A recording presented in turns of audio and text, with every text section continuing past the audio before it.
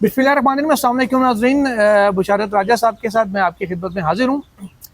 नाज़रीन, chief justice Yahya Afridi ने judicial conference में जुडिशल जो डिस्ट्रिक्ट जुडिशरी के जजेस हैं उनसे खिताब में कहा है कि वो आज़ाद जजेस के साथ खड़े हैं और गैर सियासी वकला को आगे लाएंगे।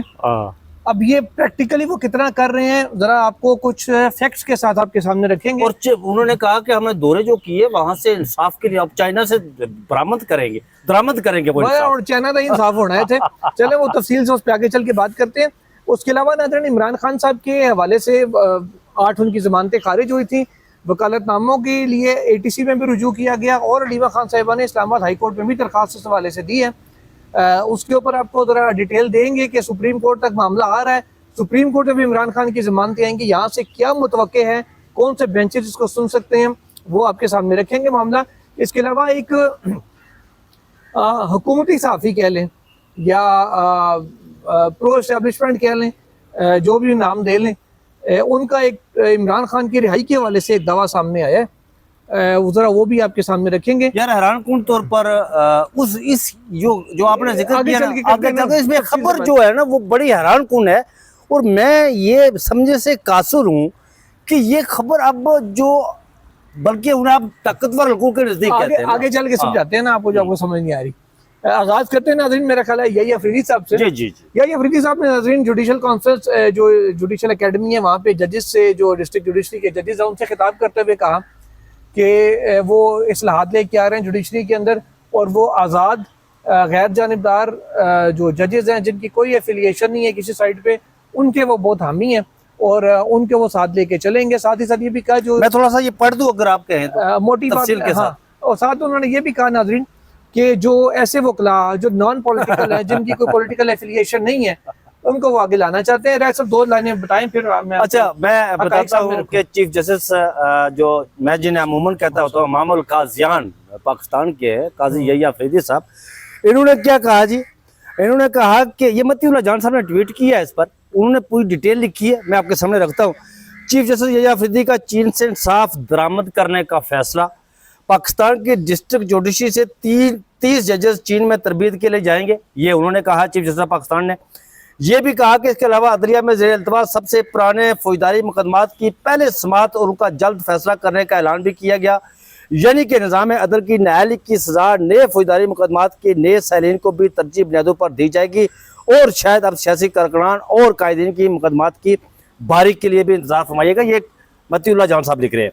आगे लिखते हैं वो, चीफ जस्टिस ने डिस्ट्रिक्ट जुडिशरी के बहादुर और ईमानदार अफसरान को यकीन दिलाया है कि उनका चीफ जस्टिस उनके साथ डट के खड़ा है, मजबूती के साथ चट्टान की तरह खड़ा है। ताहम इस्लामाबाद हाई कोर्ट के 5 जजेस की तहरीर, अच्छा ये आगे उन्होंने लिखा है, ये उनका दफ्तर है ना। अब मैं जरा फैक्ट्स के ऊपर नाज़रीन आ जाते हैं। जी जी। याहिया अफरीदी साहब ने कहा कि वो आज़ाद और दलेर और इन जजों के साथ खड़े हैं, ठीक है। अच्छा, जब वो चीफ जस्टिस बने याहिया साहब, तो इन्होंने पहले ही दिन 5 जजेस, इस्लामाबाद हाई कोर्ट के 6 जजेस से जिन्होंने खत लिखा था कि मुदाखलत हो रही है अदलिया के अमूर में, उनको अपने घर बुलाया, बुला के उनसे मुलाकात की। उन्हें कहा कि यार इंशाल्लाह हम आपका इशू टेकअप करेंगे, यकीन करा दी पहले दिन उनको। उसके बाद उन्होंने जब भी ये जुडिशल काउंसिल का इजलास होता है उसमें वो इजलास वो डिस्कस भी करते हैं, लेकिन प्रैक्टिकली कुछ नहीं होता। सो मोटो लिया गया था, वो आईनी बेंच ने आज तक वो लगाया नहीं ना। याहिया साहब ने कभी कहा है आईनी बेंच के इख्तियार नहीं है याहिया अफरीदी साहब, तो कह तो सकते हैं कि यार इसको लगाएं, वो भी उन्होंने आज तक नहीं लगाया। इसके अलावा बाद में एक बार जब इस्लामाबाद हाई कोर्ट से बड़ा शोर उठा तो याहिया साहब ने मोहसिन अख्तर कियानी साहब को और 1-2 जजेस को बुलाया, यहाँ पे बुला के उन्होंने कहा कि यार सारी बातें अपनी जगह, लेकिन जो आप कर रहे हैं ना ये ठीक नहीं है। ठीक है, क्या बात है जी। अच्छा, उनको भी कहा गया कि यार आप भी जरा हाथ हल्का रखें, अगर आप खामोशी इख्तियार करें, ये करें वो करें। और वो उन जजेस के साथ कितना खड़े हुए हैं वो आपने जजेस ट्रांसफर केस के अंदर भी देख लिया।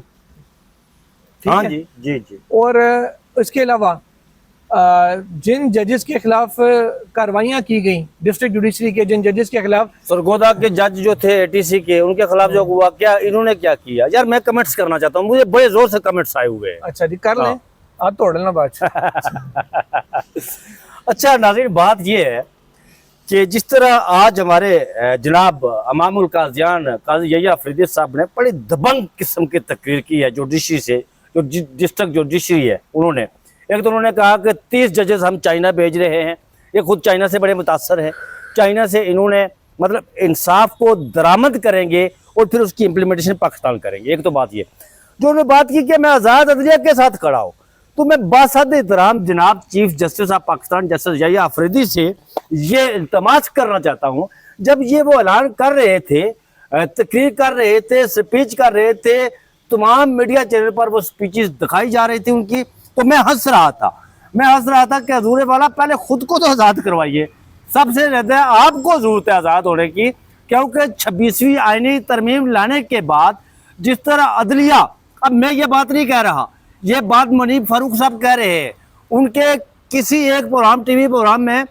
ये मंसूर अली खान के साथ उनसे पूछा गया कि क्या पाकिस्तान की आज की अदलिया आज़ाद है, तो उन्होंने कहा कि अगर कोई मुझसे पूछता है ये बात तो मैं समझता हूँ कि ये इस दौर का सबसे बड़ा मजाक है। उन्होंने कहा कि पाकिस्तान की अदलिया आज़ाद नहीं है, तो हजूर वाला आप पहले खुद को आज़ाद करवाइए, जो 26वीं आईनी तरमीम लाकर आपको उसके अंदर बांधा गया, जकड़ा गया, और जो आहनी बेंच बनाकर आपको आहनी सलाखों के पीछे आप कह सकते हैं उसे, या जंजीर कह सकते हैं, उसमें जकड़ा गया। आप तो आपकी हालत सर ये है कि आप ना आइन की तशरीह कर सकते हैं, ना कोई ऐसा मुकदमा सुन सकता है जिसमें आइन की तशरीह कर रही हो, और ना ही मुकदमात आइनी मुकदमात लगाने की आपके पास कोई अख्तियार है। तो आप क्या आज़ाद जजेस के साथ खड़े होंगे? आप जिस जस्टिस की बात करते हैं सर, वो जस्टिस मैं ये परले रोज समझ सका, जिस घोड़े पर आप बैठकर पोलो खेलते हैं उसका नाम जस्टिस है। मेरे ख्याल में आप उस जस्टिस की बात करते हैं और कौम को कहते हैं कि मैं ये करूंगा। वो जहाँ 6 लोगों ने जिसका फैक्चुअल चीज के ऊपर आते हैं, याहिया अफरीदी साहब डिस्ट्रिक्ट जजेस को कह रहे हैं, उनको बड़ा अप्रिशिएट कर रहे हैं, ट्रेनिंगें करवा रहे हैं, साथ ही साथ वो ये बात खुद मुंह से कहते भी और मानते भी हैं कि डिस्ट्रिक्ट जुडिशरी मेरे मतहत है ही नहीं, वो हाई कोर्ट के अंदर है और मैं हाई कोर्ट के कामों में मुदाखलत नहीं करता होता। फिर जजेस को ट्रेनिंगें भी वो याहिया साहब करवा रहे हैं, हाई कोर्ट नहीं करवा रही। ये बात एक तो मुझे समझ में नहीं आ रही कि फिर आप वहाँ इंटरफेयर क्यों कर रहे हैं। सेकेंडली, जब आप आज़ाद जजेस की बात करते हैं तो आपके पड़ोस में भी 2 जजेस बैठे हुए हैं जिनको आपने भी हर तरफ फुल टाइम खुडे लाइन लगा के रखा है। मंसूर अली शाह साहब है, आयशा मलिक साहिबा हैं, शाहिद वहीद साहब हैं, जैसे शहजाद मलिक साहब हैं, शहजाद मलिक साहब, अतर मिनरा साहब, जस्टिस अरफान सादत साहब हो गए। आपने तो मतलब 50 साल पुरानी दोस्ती को कुर्बान कर दिया एक चीफ जस्टिस बनने के लिए। आप आजाद होते पे आप भी गए तो आप सबको साथ लेके चल सकते हैं। तो यहाँ पे जो आज़ाद जजेस है उनके साथ जो हो रहा है या जो उनके फैसलों के साथ होता है, इवन कि उनकी जजमेंट भी आप अपलोड नहीं होने देते कि नहीं जब तक बेंच का सरबराह नहीं किएगा, रूल ये बनाते हैं कि वो नहीं होगा। कोई जज छुट्टी पे जाना चाहिए उसके लिए आप ये कर देते हैं कि जिस स्कूल की तरह मेडिकल सर्टिफिकेट देंगे आप, और पहले छुट्टी अप्रूव कराएंगे, मतलब जज ना हो गया कि स्कूल के बच्चे हो गए आप हेडमास्टर ऊपर लग गया। आजाद की बात करते हैं तो ये थोड़ी सी आजादी पहले जरूर रिलैक्सेशन पहले अपने अंदर अपने अड़ोस पड़ोस में दें। क्या नुकता उठाया आपने यार, फिर नीचे की तरफ कमाल नुकता उठाया आपने। बहरहाल अगली स्टोरी पे चलते हैं। इसी क्योंकि हम अदलिया की आज़ादी की बात कर रहे हैं, तो आज एक हैरानकुन तौर पे दरखास्तें अलीमा खान साहिबा ने दायर की एटीसी अदालत में कि जनाब पिंडी में और इस्लामाबाद हाई कोर्ट में भी दायर की गई थी, क्योंकि मुझे वो सलमान सफदर साहब के तरफ से उसकी कॉपी आई थी। ठीक, अच्छा, उसके अंदर ये कहा गया कि जनाब इमरान खान साहब जमानत का फैसला चैलेंज करना चाहते हैं, हाई कोर्ट का फैसला जो उनका आईनी हक है, उसके लिए वकालतनामे तक दस्तखत नहीं करवाए जा रहे। एटीसी पिंडी ने तो आज ही समाअत करके ऑर्डर भी दे दिया, और मजे की बात जेल हुकाम ने उस ऑर्डर के ऊपर इम्प्लीमेंट भी कर दिया। फौरी तौर पर 8 वकालतनामे 8 के 8 वकालतनामे खान साहब के दस्तखत होके आ गए हैं। अब उन 8 केसों में जमानतें आएंगी सुप्रीम कोर्ट ऑफ पाकिस्तान में। अब आजादी की बात कर रहे हैं ना, इधर सुने इधर भी आपको टच करता हुआ जाता हूँ। आजादी की बात हो रही है ना, क्योंकि अब उनके वकालतनामे दस्तखत हो गए, अब अपीलें तैयार होंगी या हो सकता है तैयार करके रखी गई हों, अगले हफ्ते के अंदर वो दायर हो जाएंगी इस्लामाबाद में सुप्रीम कोर्ट में।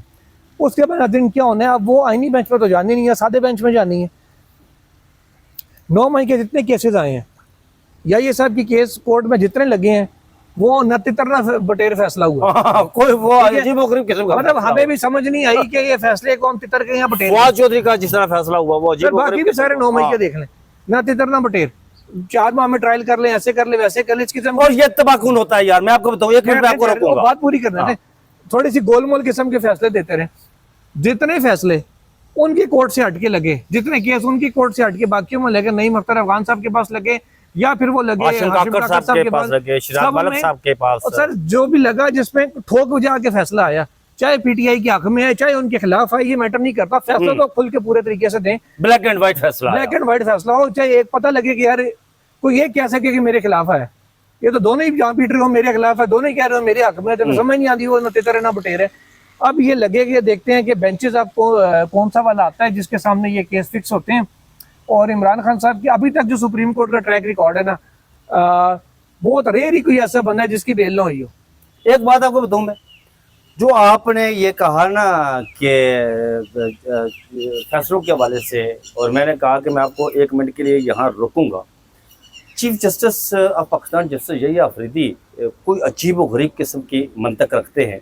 अभी आप देखिए कल परसों उन्होंने जो फैसले दिए, एक तो बेल के हवाले से, आज भी एक फैसला दिया उन्होंने बेल के हवाले से कि भाई अगर हाई कोर्ट उसको रिजेक्ट करती है, मुस्तरद करती है, तो बंदा फौरी गिरफ्तार होना चाहिए। ये उन्होंने फैसला दिया है। और भले वो तो फिर सुप्रीम कोर्ट ऑफ पाकिस्तान में आए या ना आए वो बाद में देखा जाएगा। यार ऐसे इसमें पुलिस की भी 2 नंबरी होती है, हाँ। मुतलका इदारे की, चाहे पुलिस हो चाहे एफआई हो चाहे वो नैब हो। अब मुझे एक बात पता है, जिसको आपने नहीं पकड़ना ना, ठीक है, उसकी बेल हाई कोर्ट से खारिज हो गई, वो भाग गया, जो कुछ भी हुआ, आपने फिर इसलिए नहीं पकड़ा कि सुप्रीम कोर्ट में अपील दायर हुई हुई है। अब वो अपील कब लगती है कब नहीं लगती, उसका क्या फैसला आता है, वो सारी कहानियां बात की हैं, ठीक है। जिसको आपने पकड़ना होता है ना, उसका बेल पे होते हुए भी पकड़ लेते हैं। लेकिन जो बात आपने ब्लैक एंड व्हाइट फैसलों की ना, मैं आपकी इस बात से इत्तेफाक करता हूँ। तो उस हद तक यही अफरीदी साहब का फैसला ठीक है, अगर हाई कोर्ट से किसी की बेल खारिज हुई है, बेल बिफोर अरेस्ट, तो आपके पास अपॉर्चुनिटी है, आप उससे गिरफ्तार कर सकते हैं। तो चीफ जस्टिस साहब के पास फवाद चौधरी साहब वाला जो मामला गया था और जो मुद्दा गया था, उसका फैसला भी अजीब और गरीब। और जो बात आपने की ना 4 माह के डायरेक्शन की, ये इंतहाई तबाहकुन होता है। इससे कबल आप जैसे साकिब निसार साहब के दौर का अगर देखें, पनामा के हवाले से जो उन्होंने डायरेक्शन दी थी कि इतने टाइम में टेन्योर में इसको मुकम्मल करें, उन्होंने कोई डायरेक्शन नहीं दी। हाँ ना, ये जो पनामा बेंच था ना सर, 5 मेंबर खोसा साहब उन्होंने दी बराई कर रहे थे, उन्होंने ये कहा था। चले ठीक है, उन्होंने दी थी। लेकिन ये जो अभी मैं बात भूल जाऊंगा, ये जो अभी आप अपनी बात करना, ये जो अभी chief justice of Pakistan justice Yahya Afridi ने 4 माह की डायरेक्शन देकर ये तबाहकुन डायरेक्शन दी है उन्होंने। अब मुझे ये बताएं कि दर्जनों के हिसाब से पाकिस्तान तहरीक इंसाफ के जो मेंबरान असम्बली है वो नायल हो रहे हैं, बाटा रेट लगा हुआ है, और एक के ऊपर एक 10 साल एक बढ़ा दिया उन्होंने, पैटर्न सेट कर दिया मिलिट्री कोर्ट से, और फिर उसके बाद सरगोदा वालों ने दिया, अब लाहौर वालों ने दिया, अब तो फैसलाबाद में मनीफ फारूक साहब कह रहे हैं जी वहां पर भी जो है वो बड़े बड़े लोग नायल हो जाएंगे। यार ऐसा हमने को महीना पहले आपको बता दिया था, नाज़रीन को इसी जगह खड़े होकर व्लॉग में, कि फैसलाबाद में जो है ना वो फैसले आने वाले हैं। अच्छा, आप जस्टिस आसिफ सईद खोसा की बात कर रहे हैं, और सारों के मैंने नाम लिए थे जो जो उसमें है। पनामा में नाज़रीन डायरेक्शन हुई थी कि जी आपने 6 माह के अंदर के 3 माह के अंदर इसका फैसला करना है, ठीक है, नवाज शरीफ के रेफरेंसेस पे। उसके बाद डेली बेसिस पे ट्रायल चलता था, लेकिन कभी अदालत रात 10 बजे 11 बजे तक नहीं लगती थी, ठीक है। डेली बेसिस पे होता था, बशीर साहब केस सुनते थे, ख्वाजा साहब आर्ग्यू करते थे, 17 दिन की तो खाली एक गवाही वाजिद जिया जो मैंने केस कवर किया हुआ, बिल्कुल ऐसा ही उसमें भी ट्रायल हुआ था। जब मुकम्मल होता था, टाइम पीरियड पूरा होता था, जज की तरफ से एक एप्लीकेशन आती थी, जरा की गई वाजिद जिया जज की तरफ से एक एप्लीकेशन आती थी सुप्रीम कोर्ट में, वो यहाँ जज को लिखते थे बेंच को कि जनाब मजीद टाइम दिया जाए। यार एक आजादी मैंने वहां पर देखी है, आपको बताऊं क्या आजादी है नाज़रीन, आपको बताऊं कि आज के इस जो इंसाफ हमारा है ना, इंसाफ इसमें और उसमें जो जनरल बाजवा के दौर में फर्क क्या था। नवाज शरीफ साहब का केस चल रहा था, पनामा केस, वो जज बशीर साहब के सामने लगा हुआ था। ख्वाजा आरिफ साहब ने इस्लामाबाद हाई कोर्ट में दरख्वास्त दायर की कि जी ये जज जो है ये 22 जज है, हमारा केस यहाँ से ट्रांसफर किया जाए किसी और जज के सामने, हम इनके सामने केस नहीं सुन। इस्लामाबाद हाई कोर्ट ने फैसला दिया कि वो केस जज अरशद मलिक साहब के सामने जाकर लगा। लेकिन आज यहाँ पर दरख्वास्तें दी जाती हैं कि हजूर वाला ये केस, हमें इस जज पर इतराज है जी, ये केस हमारा ना सुने। उन्होंने कहा नहीं जी हम तो सुनेंगे ही जी। राय साहब वो पूरा फैक्ट बताए ना, एवन फील्ड का फैसला पहले आ गया था, ठीक है, बाकी 2 रेफरेंसेस पे अभी फैसला आना था। ख्वाजा आरिफ और नवाज शरीफ साहब का मौकफ ये था कि तीनों सिमिलर केस है जी जी, तो एक साथ फैसला किया जाए। उन्होंने कहा जी नहीं, सुप्रीम कोर्ट से भी डायरेक्शन गई कि जनाब जो केस आप डिसाइड कर बैठे हैं, मतलब जो कंक्लूड है जिसका, उसका तो फैसला सुनाए। उसका फैसला हुआ जिसपे नवाज शरीफ और मरियम को सजा हुई और कैप्टन सफदर को भी हुई। वो लोग फिर खैर बाहर थे, बाद में आए तो गिरफ्तारियां उन्होंने दी। उसके बाद इन्होंने हाईकोर्ट में दरखास्त दी थी कि जनाब सिमिलर केसेस आपके पास लगे हुए हैं, दूसरे भी इंटरकनेक्टेड हैं, आपने एक के ऊपर अपना माइंड एक्सप्रेस कर दिया, लिहाजा आप बाकी केसेस ना सुने। उस पे अरशद मलिक साहब मरहूम को केसेस सौंपे गए थे कि जनाब आप दूसरी अदालत ये सुने। सेम केस यहाँ अप्लाई होता है पीटीआई में 9 मई के केस पे। सुने अब कैसे अप्लाई होता है। लाहौर में अरशद महमूद साहब हैं या अरशद जावेद साहब जिन्होंने फैसले दिए हैं, उन्हीं के पास बाकी केसेस भी लगे हुए, जिन्ना हाउस का भी दूसरा तीसरा भी। जब वो एक में माइंड एक्सप्रेस कर चुके हैं कि शाह महमूद कुरैशी लाहौर में थे ही नहीं, या इन लोगों ने जनाब साजिश में रोल प्ले किया और उन सारों को सजा दे दी, उन सारे बाकियों को छोड़ दिया, यही लोग नॉमिनेटेड दूसरे केस के अंदर भी हैं। अब यहाँ पे भी वो काम हो सकता है कि वो दरखास्त कर दी जाए कि उनसे लेके किसी और को देंगे, लेकिन जिसको भी दे दें उन्हें सजा ही है। अब अगली स्टोरी की तरफ चलते हैं। अब इमरान खान साहब का जिक्र हमने किया है, जैसे कि उनकी अपीलें सुप्रीम कोर्ट में आनी है। अब देखते हैं हाशिम ठाकर साहब के पास लगती हैं, अफगान साहब के पास लगती हैं, उनके पास तो नहीं लगाएंगे। अच्छा, उनके पास वो तो छड़ दो ये सब अपने पास आप लगाते हैं। ठीक है जी, शिराज मलिक साहब के पास है, आपके पास नहीं लगेंगे सर। ठीक है सर, ये दूसरे रिलैक्स हो। अब आगे आखिरी स्टोरी की तरफ आते हैं, जो हमारे एक जर्नलिस्ट साथी हैं, उनसे ज़ाहिर नुक्ता नज़र है, सबका अपना अपना इख्तलाफ हम कर सकते हैं, आप भी कर सकते हैं। कोई बात से एग्री करता है, कोई नहीं करता, कोई बहुत आगे निकल जाता है बात करते हुए, दोनों साइडों से। हैदर नकवी साहब ने दावा किया कि जो इमरान खान साहब के बच्चे हैं उनको ट्रम्प इंतजामिया के कहने पे वो अमेरिका गए, उन्हें बुलवाया गया। जी, उनको बुलवाया गया। और ट्वीट के अंदर वो कहते हैं, ये कल उन्होंने गालिबन ट्वीट किया था, कल रात को जिसमें उन्होंने कहा कि जी उनको बुलवाया गया, उनकी पीटीआई की किसी बंदे से ऐसे मुलाकात नहीं हुई क्योंकि वो इररिलेवेंट हो गए हैं, और गारंटी उनसे ये मांगी जाएगी कि जनाब आप जो आपके वाले साहब हैं वो जब बाहर निकलेंगे तो रियासत पाकिस्तान के लिए किसी किस्म के मसाइल पैदा नहीं करेंगे, वो ये धरने जलसे जुलूस से चीज़ें नहीं होंगी। उन्होंने कहा जी एट मैक्सिमम क्या होगा कि जब खान साहब को इस किस्म की गारंटर, ताकतवर गारंटर वो भी चाह रहे हैं, उन्होंने कहा जी एस्टैब्लिशमेंट भी चाह रही है, इसलिए अब तक उनको छोड़ नहीं रही। साथ ही उन्होंने कहा कि साथ ये जो ऐसे लोग जो रियासत को तंग कर सकते हैं उनको सजाएं देकर जेलों में बंद करने का सिलसिला भी जारी है।